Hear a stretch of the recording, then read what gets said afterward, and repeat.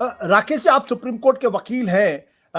इस मामले में अगर कोई महिला किसी के ऊपर यौन शोषण का आरोप लगाती है तो क्या इसमें महिला को सबूत देने की जरूरत होती है, या उनके जो शब्द हैं वही काफी है जिनके ऊपर आरोप लगा उनकी गिरफ्तारी के लिए? आशुतोष जी, इस पर कानून बिल्कुल स्पष्ट है और सीआरपीसी में एक स्पष्ट प्रावधान है उसके सेक्शन 166A क्लॉज सी में। मैं आपको पढ़ के सुना देता हूँ।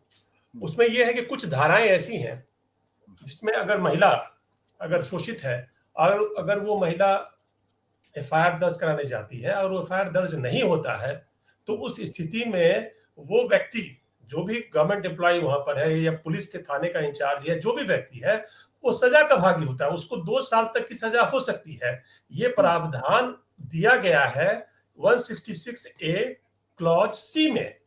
ये सीआरपीसी में है प्रावधान में। पढ़ के बता देता हूं आपको। उसमें लिखा हुआ punishment for non treatment of victims. उसमें public servant disobeying direction under law, उसमें लिखा हुआ है कि if he fails to record any information given to him under sub section 154 जो एफआईआर का होता है for the offence under 326 etcetera under section 354 वही सेक्सुअल हरासमेंट का है। यानी कि जिस धारा में फाइनली सुप्रीम कोर्ट के आदेश के बाद एफआईआर दर्ज हुई, उस पर कानून ये कहता है कि उच्च धारा में अगर कोई शिकायत आती है तो अगर आप दर्ज नहीं करते हैं तो आप सजा के भागी होंगे, और उसमें सजा जो है मैक्सिमम 2 साल तक दी हुई है।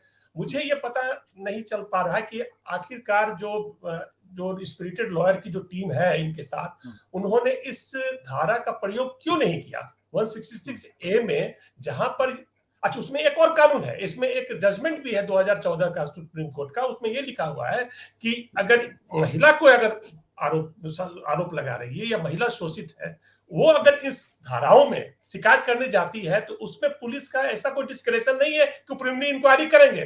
प्रिलिमिनरी इंक्वायरी का होना इंपरेटिव नहीं है।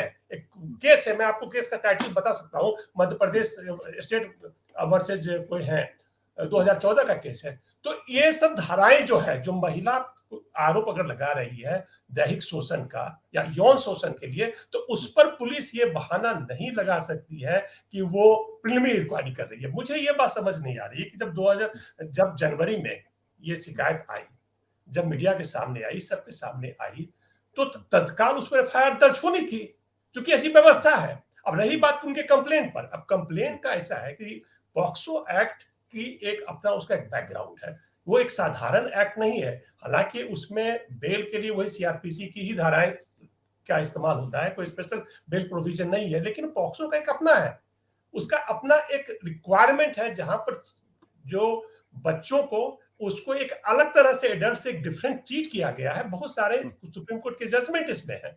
एक और खास जजमेंट है जो बिल्कुल नवंबर 2022 का है। उसमें यह कहा गया है कि सुप्रीम कोर्ट ने कहा है कि अगर पॉक्सो के अपराध के बारे में अगर किसी को पता है, अगर उसने एफआईआर नहीं कराई, वो सजा का भागी होता है। इस तरह के की भी प्रावधान है यहाँ पर लॉ में, और जो सुप्रीम कोर्ट ने कहा है उसको लॉ ऑफ लैंड माना जाना चाहिए।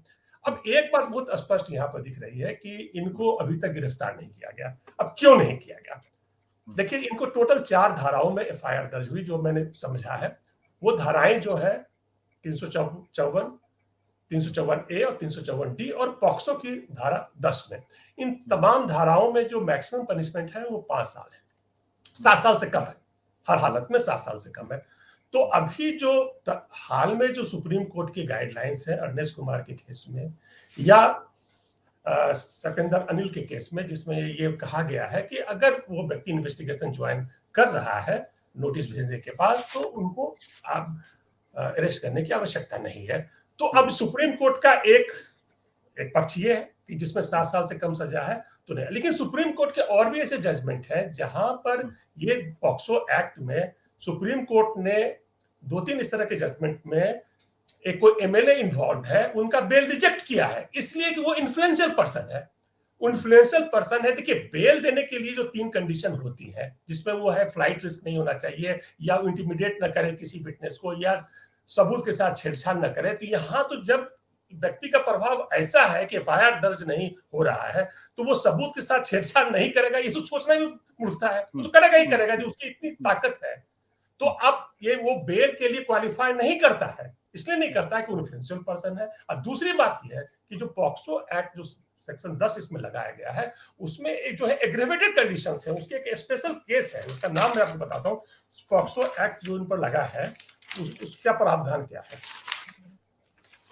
एक सेकंड मुझे टैग दीजिए। Aggravated sexual assault. Aggravated sexual assault का मतलब ये होता है कि वो व्यक्ति अपराध करे जिसके अधिकार में वो महिला, वो लड़की थी, जो पोजीशन ऑफ अथॉरिटी पर था। यहाँ ये व्यक्ति पोजीशन ऑफ अथॉरिटी पर है, ये रेसलिंग फेडरेशन का चेयरपर्सन है। तो ये एग्रेवेटेड जो केस है सेक्सुअल असॉल्ट का, इसमें यह आवश्यक है कि इस व्यक्ति को तत्काल अरेस्ट किया जाए, चूंकि इस धाराएं ऐसी है। राकेश जी, इसमें एक सवाल ये है कि ये 6 महिलाओं ने आरोप लगाए हैं और अगर पॉक्सो वाला अगर केस ले ले तो 7।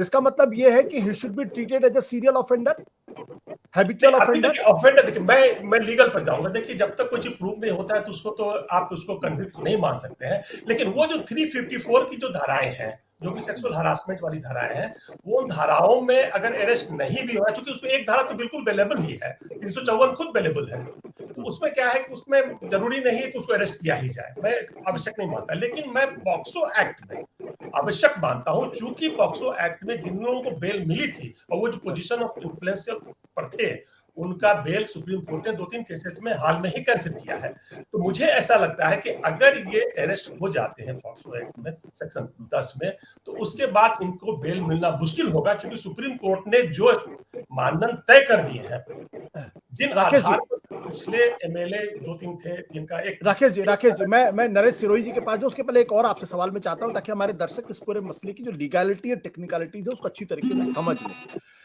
क्या सेक्सुअल हैरेसमेंट के मामले में the word of woman is the last word, या उसको सबूत देना पड़ेगा एफआईआर दर्ज करने के लिए, गिरफ्तार होने के लिए? एक जजमेंट है Ganesan versus state of Madras, ये सुप्रीम कोर्ट का जजमेंट है 2020 का। उसमें क्या हुआ था कि उसमें सिर्फ जो कंप्लेनेंट है उसी का स्टेटमेंट था, और जो उसका प्रोसिक्यूशन का जो मेन विटनेस था वो हॉस्टाइल हो गया था। लेकिन उसके बावजूद भी सुप्रीम कोर्ट ने उसमें ये लिखा था कि जब जो कंप्लेंट है उसका एविडेंस अगर क्रेडिबल है, तो अगर कोई विटनेस प्रोसिक्यूशन का अगर हॉस्टाइल भी हो जाता है, बदल भी लेता है, बयान बदल भी लेता है, तो भी वो केस स्टैंड करेगा। ये 2020 का जजमेंट है Ganesan versus state of Madras. इसका मतलब कि सिर्फ एक व्यक्ति का के बयान पर पूरा कन्विक्शन हो सकता है, वो बयान क्रेडिबल होना चाहिए। अब क्रेडिबिलिटी क्या क्या है? अब ये जो अंतरराष्ट्रीय हमारे खिलाड़ी हैं, जो उन्होंने मेडल लाया है या जिनके बारे में दुनिया जानती है, जिन्होंने मेहनत की है, अगर उनका बयान क्रेडिबल नहीं है तो और किसका हो सकता है?